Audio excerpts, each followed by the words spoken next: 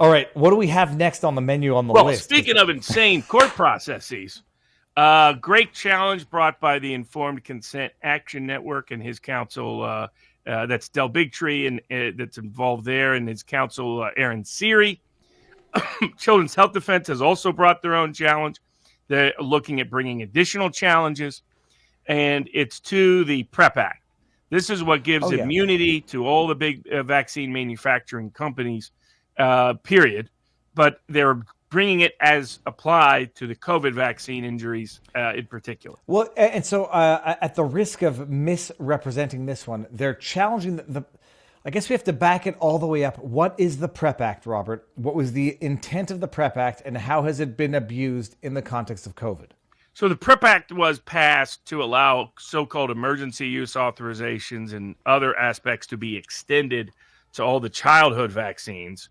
And it said certain kinds of vaccines are now immune from, any manufacturer is immune from suit, no matter what bad acts they did. There's supposed to be a limited exception for willful misconduct, but they effectively gut that by having to get the U.S. government involved. If they don't sign off, you really can't get anywhere anyway. So instead, you're put into this separate compensation program. But this compensation program, you have no right to a hearing, no notice of the evidence, no notice of even who's deciding your case. No, you're not a notice of what experts are being used. So it's a pure star chamber, black hole type proceedings judicially. None of the due process we normally require for any property right. And on top of that, when they do issue award, well, they deny awards in 97% of cases.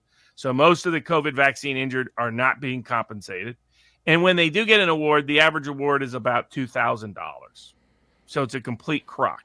So it's a complete joke. It was sold at the time that this would be a totally effective alternative to make sure we could get emergency assistance during a pandemic that at the same time wouldn't leave the injured out to dry. So the ICON has brought the suit challenging this as unconstitutional on two separate grounds, Fifth Amendment grounds and Seventh Amendment grounds. So I've been for this kind of challenge being brought, and I've been trying to encourage a range of people to look at it and debating it and discussing it with a range of people in our political and legal circles. Because to me, your rights, I think I would add additional constitutional components. But this is Congress trying to take away a right you had at the time of the American Revolution, which was at the time of the Constitution, which was your right as an individual. It's supposed to be reserved to you under the Constitution. To petition the government. Well, it's right to petition the government, but also for redress of grievances, right to a trial by jury, a right to all property and liberty being protected under due process of law under the Fifth Amendment, a right to trial by jury in the Seventh Amendment, but also your rights under the Ninth and Tenth Amendment that are preserved to you unless explicitly expressly given to the federal government. Which is what there's nothing in there that says you can take away my right to sue somebody for screwing me. The right of negligence, tort, state law, common law cause of action, has always been established and was there at the time of the Constitution. Nothing in the Constitution gave that power to Congress. So Congress just comes in and unilaterally strips everybody of it. And they unilaterally strip it and create a so-called substitute that's not a substitute at all. It's not a substitute by process. It's not a substitute by result. So you're losing who gets to decide the process. The way the process is decided is a crock, and you're denied your state property interest in your common law cause of action, which is protected under the Fifth Amendment.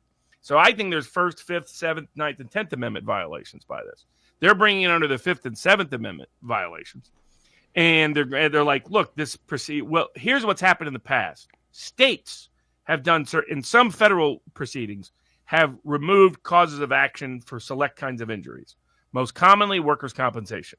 They created a workers' compensation system so you could no longer privately sue. You instead had to go through the employer system, the workers' compensation payment system. However, the courts approved that because they said it was, quote, a reasonable substitute for the available alternative. Nothing about the PrEP program is a reasonable alternative to your right to a jury trial to sue a vaccine manufacturer for the injury their negligence produced. You don't have, in the States, you don't have the like the car accident type thing where you can't sue anybody individually because it's governed. You go to a no. I mean, in fact, our personal injury lawyers can make almost all their money based on personal injury accidents. Yeah, so that your ability to sue in court. This is what bankrupted it up in Canada, where they had the SAQ, the Société des Automobiles de Québec, whatever, where they basically took out fault on the roads, and you go into a bank. If you get injured, you go in, and typically the injury can be compensated, manageable. But it has its pros and its cons. Coming to the vaccine injury, though, the PrEP Act basically says, in order to incentivize these pharma companies to do this, you're going to be stripped of your rights to sue them or the government. Yeah, and so in my view, that this was always unconstitutional. I've never understood how Congress purports to have the authority to take away from states and take away from individuals how this is governed. Their property interest in their common law cause of action. Justice Marshall and others in the past have pointed this out, that this wouldn't make sense and that the prior case law doesn't go that far as this does. And the COVID context presents the most compelling case to challenge it and question it and contest it. And so we'll see. The courts in the past have gone to great lengths to cover for these efforts of stripping people of their individual rights on behalf of powerful corporate interests.